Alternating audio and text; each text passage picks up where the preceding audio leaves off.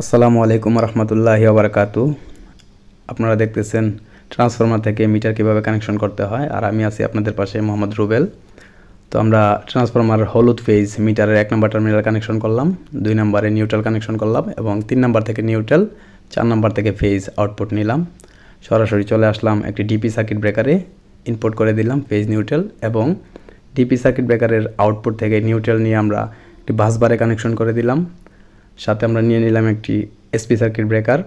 DP circuit ব্রেকারের output থেকে SP circuit ব্রেকারের ইনপুটে আমরা কানেকশন করে দেব এবং এসপি সার্কিট ব্রেকারের আউটপুট থেকে একটি ফেজ আমরা সুইচবোর্ড কানেকশনের জন্য নেব এবং একটি নিউট্রাল বাসবার থেকে নেব। নিয়ে আমরা দেখব সুইচ কীভাবে কানেকশন করতে হয়। আমরা একে একে 3টি সুইচ নেব এবং একটি সকেট নেব।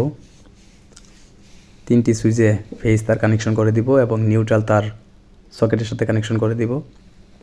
একটি ফ্যান এবং একটি লাইট আমরা নিলাম, একটি সুইচের সাথে ফ্যান কানেকশন করলাম, আরেকটি সুইচের সাথে লাইটে কানেকশন করলাম, অন্য একটি সুইচের সাথে সকেট কানেকশন দিলাম।